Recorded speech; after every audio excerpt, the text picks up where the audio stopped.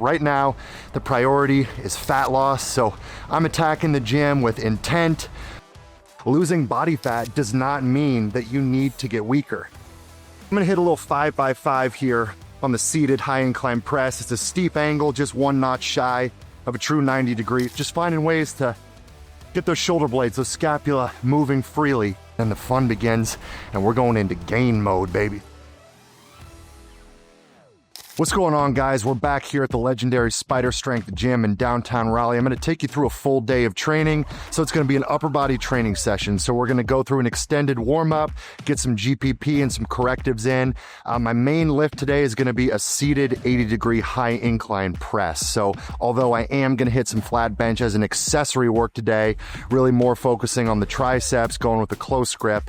But I'm a big believer in overhead pressing, and right now I'm kind of doing an A and a B week. We're on the A week, I'm doing a standing strict press. And then here on the B week, I'm doing a seated high incline press. So we'll get into that. I'll have some pull-ups, some close grip flat bench, some other rowing, some other accessory work we'll go through. I've been dieting hard, body fat is low, hunger is high, and I'm at that point in the diet where, man, I'm suffering, to be honest. So food is on my mind 24/7, and I'm gonna have to really flip a switch here mentally and get after this session. So we'll take you in, we'll hit this thing. Okay, so I'm about to go through my extended warm-up here, and this is really more than a warm-up. It's a movement prep, but it's also GPP work, it's correctives. So I'm gonna do a bunch of core work, some planks, some anti-rotational stuff.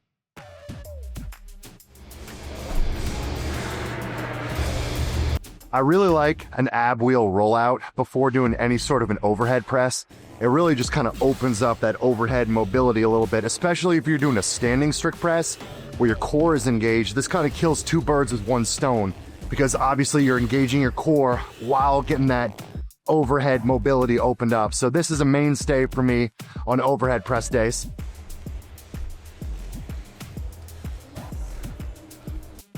I like incorporating some rotational core work.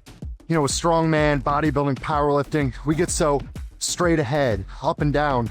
A lot of times we neglect the other planes, moving laterally, rotating. So in these movement prep circuits, I try to get some of that rotational work in and move in different planes.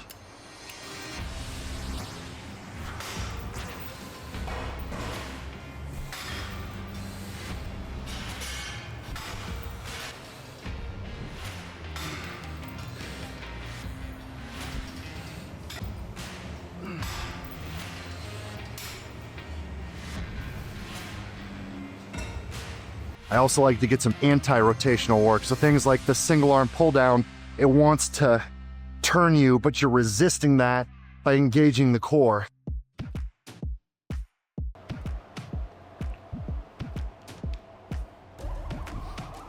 A mistake that I see people make is when they're dieting, they get deep into a diet, they've lost a bunch of body fat, is they start approaching their training with the mindset that they're gonna get weaker. They go into it accepting, oh, I'm dieting, calories are low, I'm gonna get weaker. You cannot approach your training like that when you're deep in a diet. Otherwise, it's a self-fulfilling prophecy.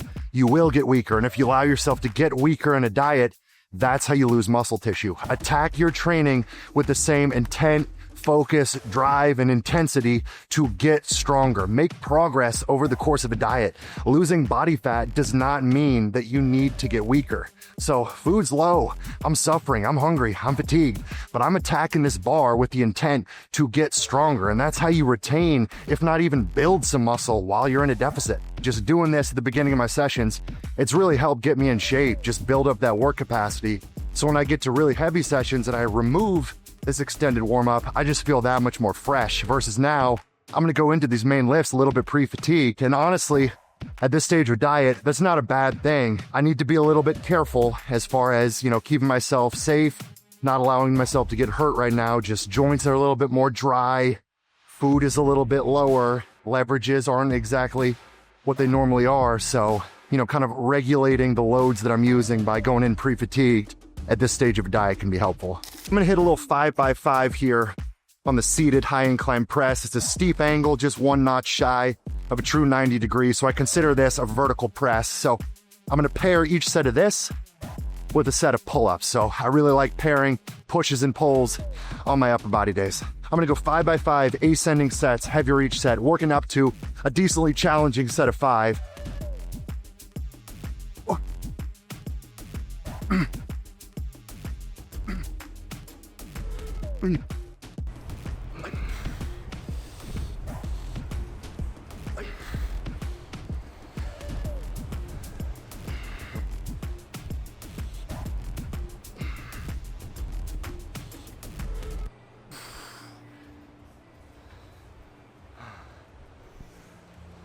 I think I'm gonna call it there on the seated press. At this point in the diet, I'd rather err on the side of playing it a little bit safer as opposed to going aggressive. Once I get to my growing phase, competition phase, then we'll really push things. But for now, I'm gonna take a good win on a good set, leave a little bit in the tank for the upcoming pressing that I'm gonna do. So I'm gonna go to the bench, do some close grip work. I'm gonna have some weighted dips, as well as some other upper back accessories. So moving on. Okay, so we're gonna move on to the close grip bench. This is gonna be my primary accessory for the day. Now, follow me on Instagram, or you saw the video I put on YouTube, kind of talking about over-programming the bench press. I'm not anti-bench press. All I meant by that was, don't just prioritize bench press year-round. Unless you're a power lifter, you know, you really don't need to prioritize the flat barbell bench press.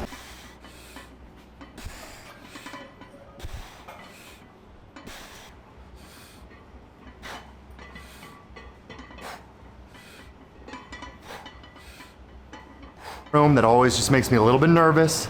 I always like to get a spotter when it's a hard set. It's some sort of a bench press. So choose your spotters wisely. My life is in your hands. I'm gonna go for 6 to 8 reps here. We'll see how it feels.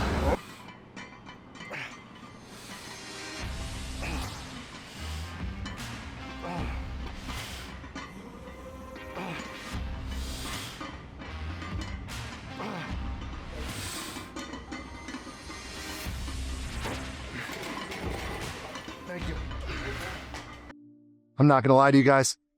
I'm feeling these low calories. I'm in the 4th quarter of this diet. Body fat levels are low. I'm down, 40 plus pounds. Been dieting for a long time, so the thing that's motivating me is the thought of my post-workout meal that I'm waiting for me. So anyway, we gotta finish strong here, earn those carbs.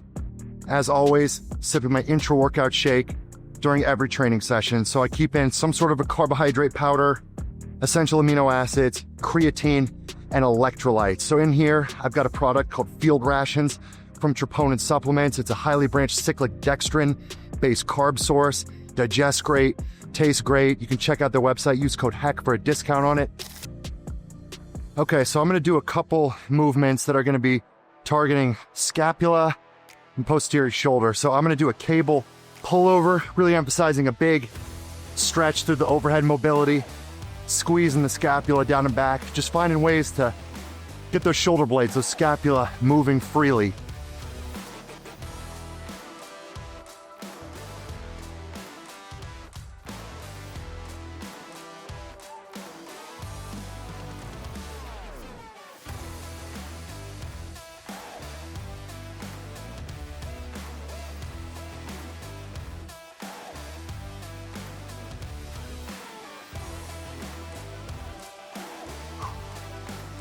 Just going for a ton of volume, a lot of blood flow into the back of that shoulder. Feels very good after doing all that press work. Okay, so I'm gonna finish up with my all-time universal favorite pressing accessory, and that is gonna be weighted dips. Now, normally I'm able to throw a plate or two on here. We'll see what I get up to today. Great builder of the triceps, great builder of the lockout, great developer of the pecs, front delts, tricep hypertrophy, so I'm a big proponent of weighted dips.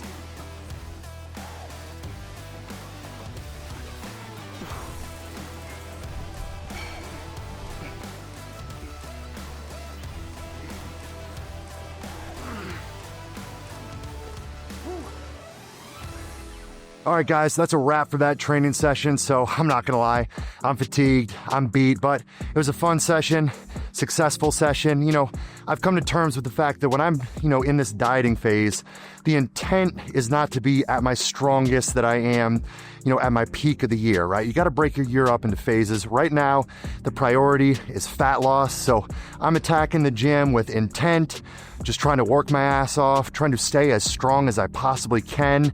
I am starving. I'm going to get to my post-workout meal, which unfortunately is not a very big meal right now. I've got about a month left to bring this diet home, land the plane, and then start walking the calories back up, and then the fun begins, and we're going into gain mode, baby. So I'll be bringing you guys along for that gain season as we pursue some lifetime PRs, check off some bucket list numbers, and get big and lift big. But guys, in the meantime, I want to say just thank you for the support you're giving me here on YouTube. I had a lot of new subscribers coming in lately, a lot of engagement. You're making it fun for me. So I'm going to keep trying to grow the channel. If you haven't checked it out yet, check out my podcast, the Hammer and Chisel Performance Podcast. All the episodes are here on YouTube. They're on Spotify. If you're into the strongman stuff, I've got a bunch of strongman guests that I've had on recently that I'll be releasing right around this time. But having a blast with the podcast, having a blast with the YouTube content. I'm going to be cranking out videos every week. And then you can find me at my website, hammerchiselperformance.com. I've got my coaching services there. I've got an ebook on diet available there, some training programs. And then I've got my Team Hammer and Chisel, which is my training community that is through the Train Heroic coaching app. It's $28 a month. You sign on, you're a part of my ongoing membership where I'm providing weekly programming for the whole group. I'm on the message board daily. So just finding ways to give back to the community and try to put out good information for you guys, good training resources, good nutrition resources, and appreciate you guys as always. We'll catch you in the next video.